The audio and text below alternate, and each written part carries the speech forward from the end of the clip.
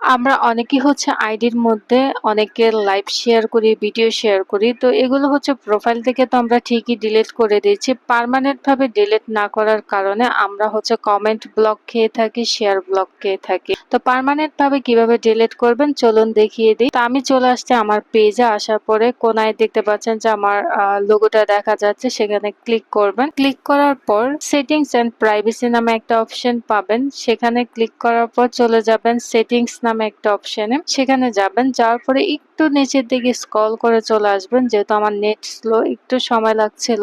তো এখানে হচ্ছে অ্যাক্টিভ লগ নামে একটা অপশন পাবেন, সেখানে যাবেন। যাওয়ার পরে ট্রেস নামে একটা অপশন পাবেন, সেখানে ক্লিক করবেন। তো ক্লিক করার পরে আপনি পূর্বে মানে গত 30 দিনের মধ্যে যে যে ভিডিওগুলো শেয়ার করেছেন সবগুলো হচ্ছে সেখানে শো করবে, এবং কত তারিখে শেয়ার করেছেন সেটাও দেখতে পারবেন। এগুলো হচ্ছে পার্মানেন্ট ভাবে ডিলিট না করার কারণে আমরা হচ্ছে অনেকেই কমেন্ট ব্লক খাই, শেয়ার ব্লক খেয়ে থাকি। তো এগুলো পার্মানেন্ট ভাবে কিভাবে ডিলিট করবেন সেটি আমি দেখিয়ে দিচ্ছি।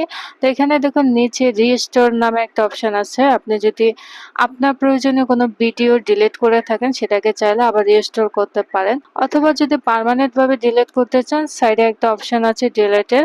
তো অল সিলেক্ট করে আপনি হচ্ছে ডিলিটে ক্লিক করে দিবেন। ডিলিটে ক্লিক করার পর সেখানে হচ্ছে আপনার পাসওয়ার্ডটা চাইবে। তো আপনি হচ্ছে আপনার ফেসবুক পেজের পাসওয়ার্ডটা দিয়ে দিবেন। তো সঠিকভাবে পাসওয়ার্ডটা দেওয়ার পর ওকে করে দিবেন। আপনার যে ট্র্যাশ গুলো আছে সবগুলো হচ্ছে ডিলিট হয়ে যাবে।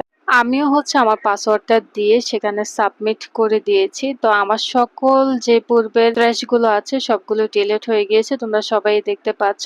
তো তোমরা হচ্ছে এভাবে এই ট্র্যাশ গুলো ডিলিট করে নিতে পারো, তোমাদের উপকার হবে। ভিডিওটি দেখে যদি তোমাদের উপকার হয়ে থাকে তাহলে অবশ্যই আমার পেজটা একটু ফলো করে দিও, আমি তোমাদেরকে সাহায্য করার চেষ্টা করব। তো সবাই ভালো থেকো, পাশে থেকো। আল্লাহ হাফেজ, টাটা।